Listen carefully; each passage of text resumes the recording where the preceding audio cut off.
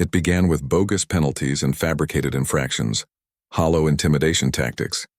Then they appeared at my doorstep, flashing counterfeit badges declaring with authority that I was being detained. They claimed I'd breached homeowner association bylaws. What they failed to realize: I'm a federal law enforcement officer and they'd just made the gravest error of their lives. Let me rewind to where this all originated. Drop a comment about your location while I tell this tale. Margaret was the type of individual who fed on authority. She didn't merely appreciate regulations, she existed for them. When insufficient rules existed to impose, she invented new ones. I should have recognized the warning signs during our initial encounter, but I never imagined how extensively she'd attempt to dominate my life. The campaign started modestly. Correspondence in my postal box. The envelope bore crisp edges, adorned with the Willowbrook HOA emblem in ostentatious bronze lettering. Attention property owner. Registration with Willowbrook Homeowners Association is mandatory. Full compliance with residential standards, including monthly assessments and upkeep charges, is required. I nearly burst into laughter. Mandatory? That was amusing, considering I'd deliberately selected this residence specifically because it existed outside any homeowner association jurisdiction. Flipping to page 2 revealed a penalty. $275 for inadequate property presentation standards. I surveyed my lawn, recently trimmed grass, spotless driveway. My vehicle positioned properly beside the house. What exactly was I supposedly neglecting? I discarded the notice and continued with my routine. Then additional letters materialized, one after another. Within 7 days, my mailbox overflowed with infraction notifications. $125 for unsanctioned structural alterations, though nothing had been modified. $175 for excessive noise violations. Despite my working night shifts and rarely being present, $224 for failure to provide landscaping documentation, a requirement I'd never heard of. Margaret wasn't merely creating violations, she was testing my resolve, determining whether I'd surrender and comply. I disregarded every single notification. Then her approach shifted. Stepping outside one dawn, I discovered her positioned in my driveway. Clipboard gripped firmly, observing. She maintained eye contact when I noticed her. Wanting me to understand her presence, approaching her, she theatrically consulted her platinum timepiece, as though I'd delayed her schedule.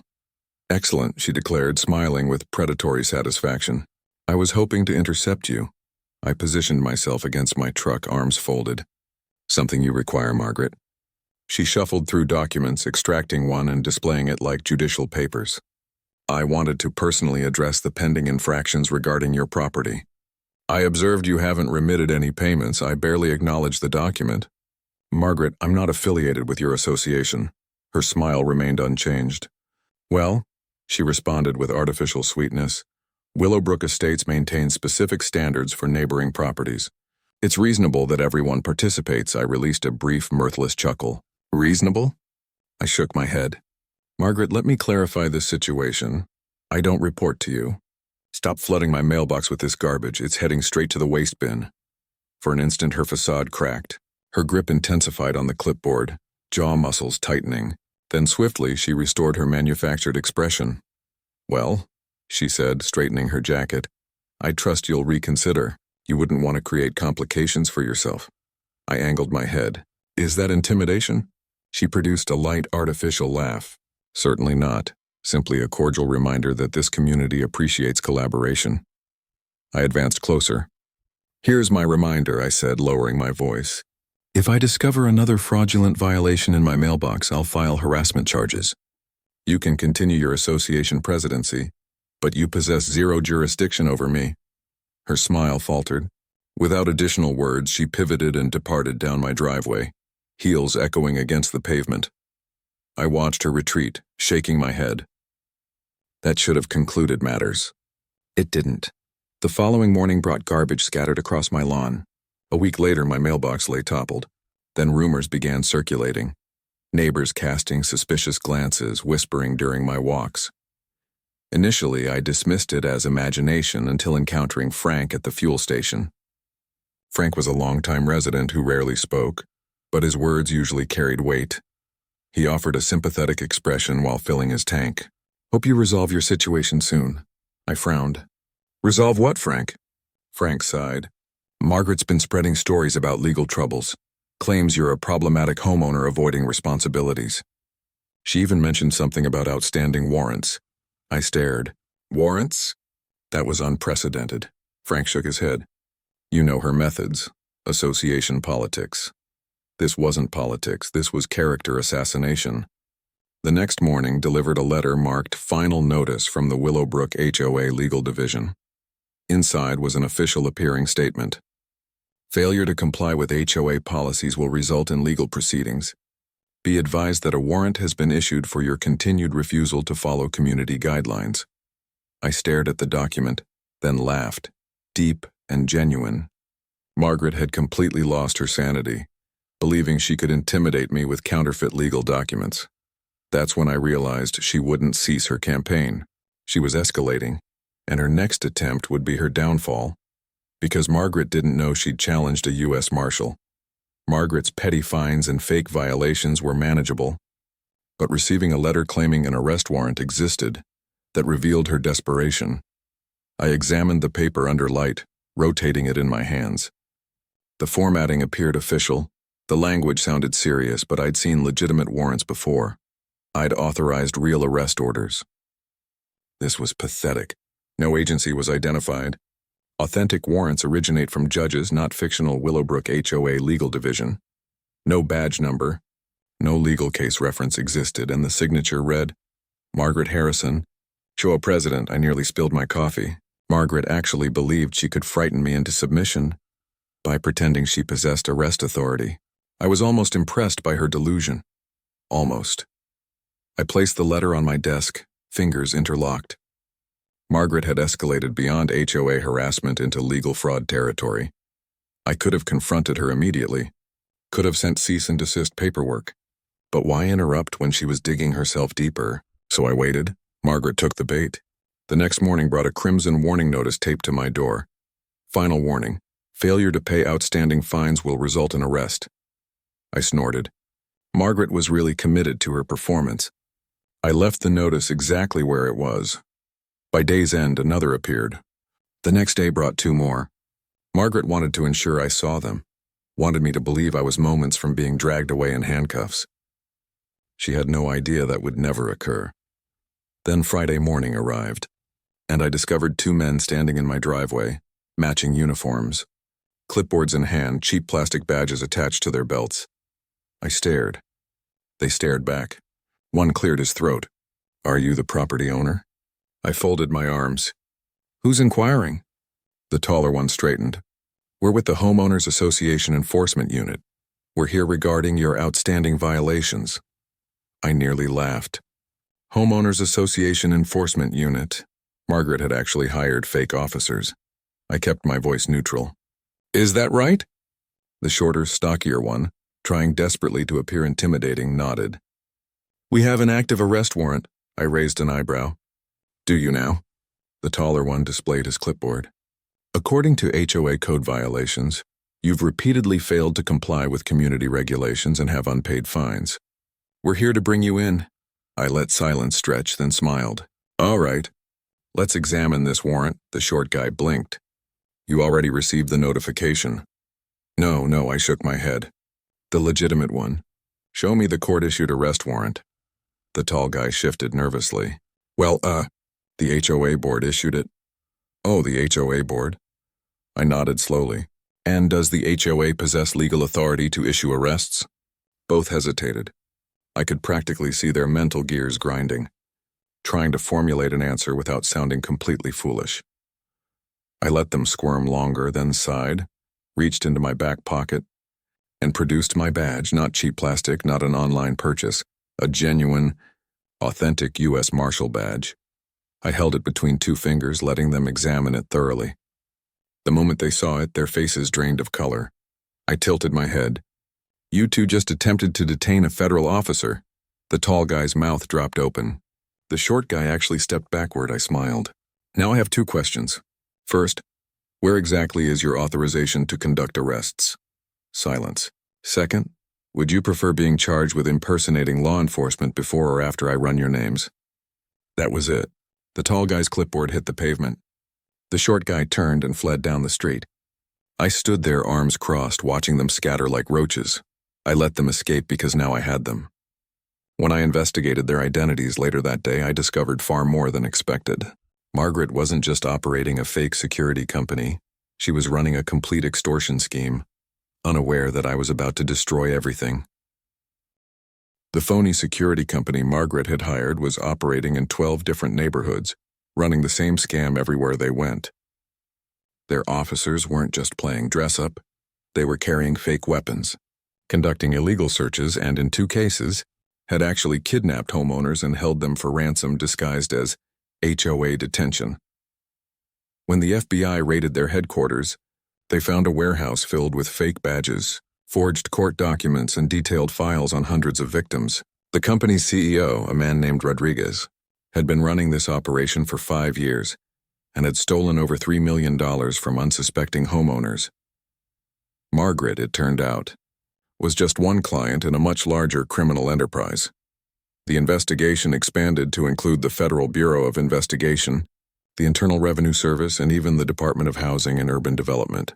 What started as a simple harassment case had become one of the largest HOA fraud investigations in federal history. Margaret's prison life. Meanwhile, Margaret was discovering that prison wasn't quite like running an HOA. She couldn't demand compliance from her cellmates, couldn't issue violations for unmade beds, and definitely couldn't call fake security when things didn't go her way. Her first week inside, she tried to organize her fellow inmates. She posted a handwritten community guidelines list on the cell block bulletin board, complete with fines for infractions like excessive noise during a designated quiet hours and failure to maintain personal area cleanliness standards. The list lasted exactly 47 minutes before someone used it for toilet paper. Margaret's cellmate, a woman named Rosa who was serving time for tax evasion, later told investigators that Margaret spent her first month trying to establish herself as the block president. She attempted to collect dues from other inmates for common area maintenance, and even tried to organize a disciplinary committee to handle disputes. The other inmates thought she was either mentally ill or putting on an elaborate act. When Margaret tried to issue Rosa a violation notice for hanging laundry on the wrong day, Rosa explained the situation in terms Margaret finally understood. "Listen, lady, this isn't your suburban neighborhood. You try to control people in here, you're gonna find out real quick how powerless you actually are." Margaret learned that lesson the hard way when she attempted to confiscate another inmate's radio for being too loud during designated study hours. The radio's owner, a woman serving time for armed robbery, gave Margaret a black eye and told her that if she ever touched her property again, she'd be eating through a straw for the rest of her sentence. After that, Margaret kept to herself. The neighborhood's transformation back in Willowbrook, the transformation was remarkable. Without Margaret's iron grip, the neighborhood began to breathe again. Property values, which had been stagnant due to the HOA's reputation for harassment, started climbing. New families moved in, attracted by the lack of oppressive regulations and the community's newfound freedom. Frank, the old-timer from the gas station, started a neighborhood watch program, a real one, focused on actual safety, rather than measuring grass length and monitoring paint colors.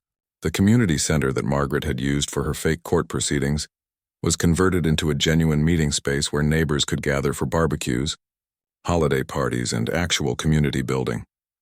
The house that had served as Margaret's fortress of power sat empty for months. No one wanted to buy the infamous HOA house where so much misery had been orchestrated. Eventually, a young family purchased it at a significant discount, tore down Margaret's pretentious fence, and converted her command center office into a playroom for their kids. The irony wasn't lost on anyone. Children's laughter now filled the space where Margaret had plotted her neighbor's financial or legal aftermath and restitution. The legal proceedings took 2 years to fully resolve. Margaret faced 17 federal charges and 43 state charges. The evidence against her was so overwhelming that her own attorney advised her to accept a plea bargain rather than go to trial. She received a sentence of 12 years in federal prison, followed by 5 years of supervised probation. But the financial penalties were even more devastating. The court ordered her to pay $2.7 million in restitution to her victims, money she didn't have because all of her assets had been seized by the government. Her house was sold at auction, with the proceeds going to the victims' restitution fund. Her luxury car, her jewelry, even her precious HOA gavels were sold to help compensate the families she'd destroyed. The fake judge received 15 years in prison and was disbarred permanently.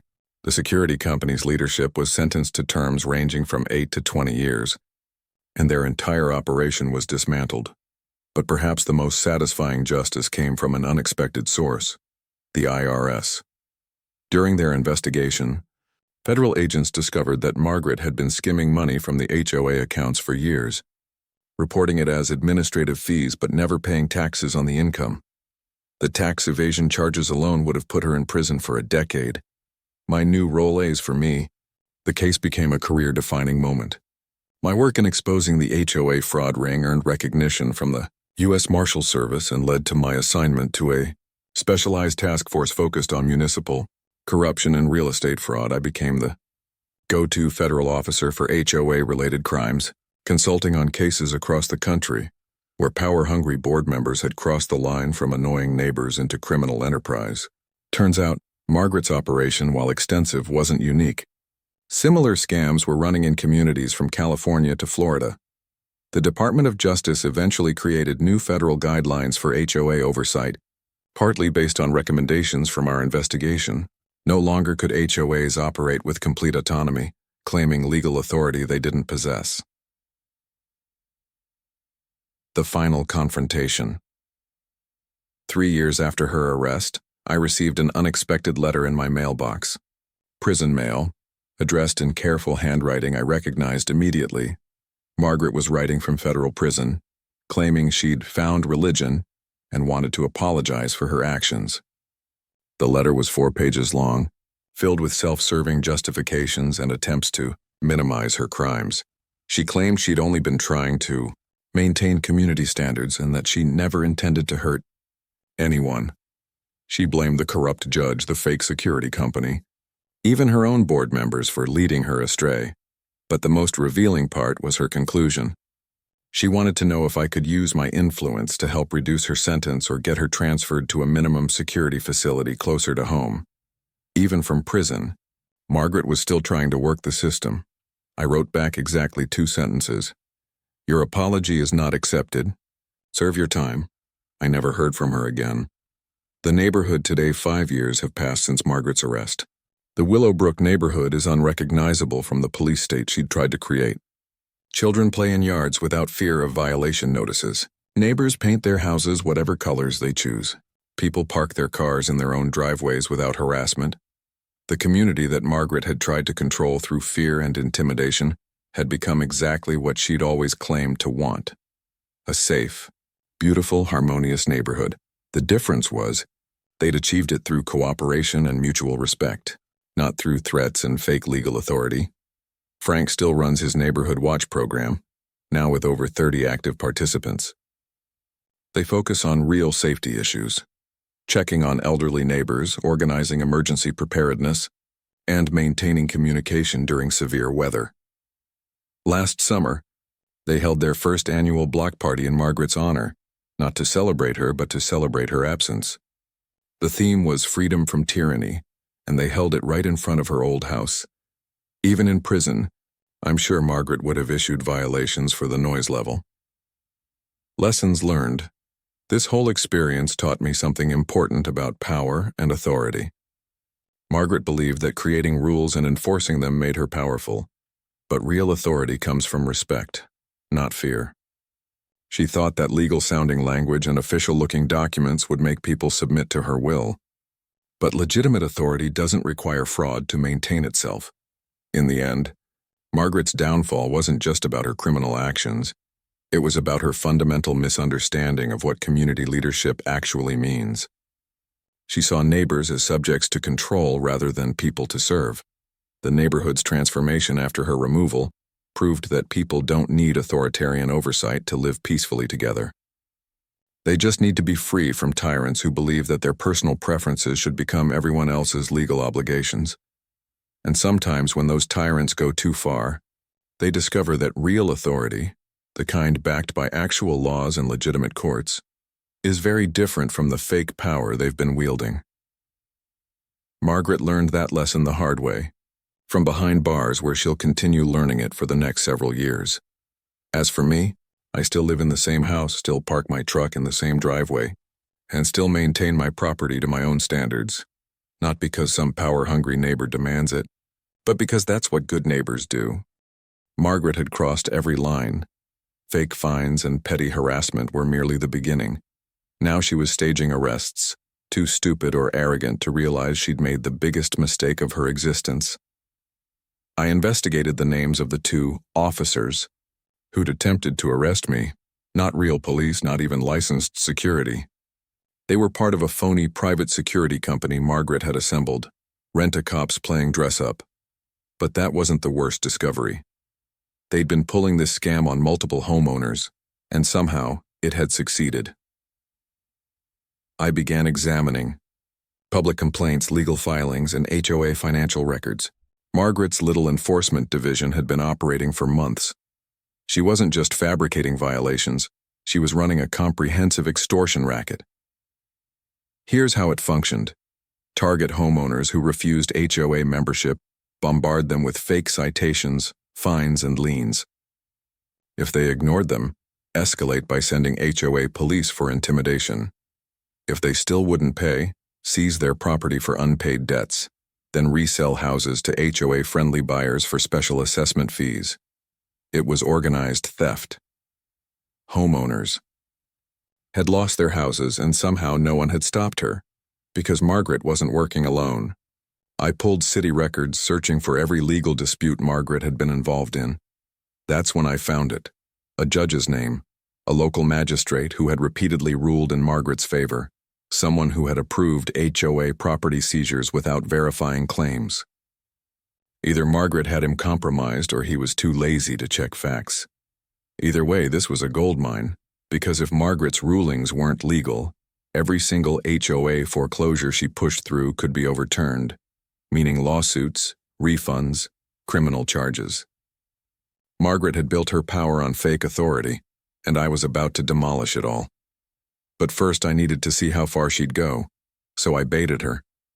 I took one of her fake citations, the latest final notice warning of pending legal action, and responded. I sent a formal hearing request, making it appear I was frightened, willing to negotiate. Margaret took the bait. The next day brought an email, a summons to an official HOA arbitration hearing. No location listed, just a time, date, and warning that failure to appear would result in further legal consequences. I almost laughed. Margaret was about to walk straight into her own trap, completely unaware. Margaret believed she had me exactly where she wanted, scared, finally breaking. She had no idea she was walking into a snare. The HOA arbitration hearing was scheduled for Friday afternoon. No official courthouse, no legal venue, just a generic meeting hall in a rented community center. Translation. This wasn't real. Margaret had staged an entire fake legal proceeding, just like she'd done to other homeowners, a mock trial designed to intimidate people into surrendering property, paying bogus fines, or submitting to HOA extortion. I had zero intention of negotiating and every intention of ending this permanently. So I made my final calls. Local law enforcement, the district attorney's office, and the U.S. attorney's office. Because this wasn't just civil fraud, this was federal fraud, mail fraud, wire fraud, extortion. Now it was time to let Margaret bury herself. I arrived early, dressed casually, calm and relaxed. Margaret was already there, seated at the head of a long conference table, clipboard before her, a cheap wooden gavel resting at her side. A gavel, she actually brought a gavel. Behind her sat 3 HOA board members, trying unsuccessfully to look like real legal officials. Across from them, 2 homeowners I recognized, people Margaret had targeted before. They looked nervous. Margaret looked smug. She turned that fake victorious smile on me the moment I entered. "Glad you could attend," she said, gesturing toward an empty chair. I took my time, sat down slowly, folded my hands, then smiled back. Of course, wouldn't miss it. Margaret immediately launched into her speech, reading from a list of fabricated violations, inflated fines, and legal threats that held zero weight. She used terms like breach of contract and community infractions, carefully chosen words that sounded legal but meant absolutely nothing. I wasn't listening to her. I was observing her, the way she fidgeted slightly when glancing at her paperwork, the way she spoke faster while reading through her fine list like she was rushing past details, the way she kept checking the clock, waiting for something or someone. She wasn't just trying to scare me, she was stalling. I leaned back, tilting my head. "Margaret," I said, interrupting her mid-sentence. She blinked. I smiled. "Let me guess. The HOA police are en route to escort me out?" The silence was deafening. One board member shifted uncomfortably. Margaret's eyes flickered toward the door. Bingo. I checked my watch. "Well," I continued, standing up, "before they arrive, why don't we call in some real legal professionals?" Right on cue, the doors burst open. Uniformed officers swarmed the room. Margaret's face went ghost white. The board members panicked. One actually ducked under the table. Behind the officers, the assistant U.S. attorney, a woman with zero patience for HOA scams and a stack of legal documents ready to bury Margaret alive. "Margaret Harrison," she said, stepping forward, unfolding an arrest warrant. "You are under arrest for fraud, extortion, impersonation of law enforcement, and conspiracy to commit wire fraud." Margaret's mouth opened and closed. "No, wait. You don't understand," she shrieked. "Oh, we understand," I said, crossing my arms. "You just attempted to hold a fake legal hearing to steal property from homeowners, and you sent fake officers to arrest me. Not a great look, Margaret." She turned to the board, eyes wild. "Do something." But the board was already distancing themselves, hands raised, silent, because Margaret wasn't in charge anymore. She was alone. As officers cuffed her hands behind her back, she finally realized she had lost. "You're making a mistake," she shrieked. "This is all a misunderstanding." The U.S. attorney just shook her head. "We'll let the judge decide that, Margaret." She kicked and screamed all the way out of the room. And me? I just watched because Margaret had spent years terrorizing this neighborhood, and now she was finally paying the price. Margaret wasn't just arrested, she was completely, publicly, humiliated, dragged out of her own fake courtroom shrieking about misunderstandings and abuse of power, as flashing police lights painted the walls behind her. The same people she'd been terrorizing for years sat frozen in their seats, watching in stunned silence. The moment the doors shut behind her, the room erupted. Some people were shocked, others furious, because suddenly all those ridiculous HOA fees, all those mysterious fines, all those forced evictions weren't just bad management. They were a criminal operation. The fallout was glorious. The moment news broke, neighbors started talking. I wasn't the only one Margaret had targeted. People came forward with stories of fake liens, forged HOA contracts, and illegal threats. One couple revealed that Margaret had tried to force them to sell their home for unpaid dues on a property that had never even been part of the HOA. Another homeowner had paid thousands in bogus fines just to avoid the relentless harassment. Margaret had spent years weaponizing the HOA, and now she was finished. Within a week, the entire HOA board was under investigation. Within a month, the HOA itself was legally dissolved. No more phony citations, no more fake police, no more Margaret. She tried everything to fight the charges, blamed the board, blamed the fake officers, even tried to claim she was the victim. But the evidence was overwhelming. Margaret wasn't just facing fines, she was facing felony charges, fraud, wire fraud, extortion, impersonation of law enforcement. When the judge finally handed down the sentence, she didn't get probation, she didn't get a fine, she got prison time. The same Margaret who had spent years threatening people with legal action for breaking HOA rules was now in a real cell with real bars under real authority. Meanwhile, the HOA was completely dismantled. The remaining board members scrambled to lawyer up. Every homeowner who'd been scammed out of money got their refunds. The families Margaret had pushed out of their homes filed lawsuits against her. And me? I was finally free. No more HOA, no more harassment, just peace and quiet. Every time I walked past Margaret's old house, Now for sale, stripped of its power, just another property on the market. I couldn't help but smile. Because in the end, she thought she was untouchable. But she never saw the real law coming for her. The ripple effects, but Margaret's downfall was just the beginning. What we uncovered during the investigation revealed a web of corruption that stretched far beyond one delusional HOA president. The deeper we dug, the more shocking it became. The fake judge who'd been rubber-stamping Margaret's property seizures. Turns out he had been taking bribes, not just from Margaret, but from several other corrupt HOA boards across 3 counties. When federal investigators raided his chambers, they found a safe containing over $200,000 in cash and detailed records of every illegal ruling he'd made. His arrest made headlines. Local magistrate arrested in multi-million-dollar HOA fraud ring.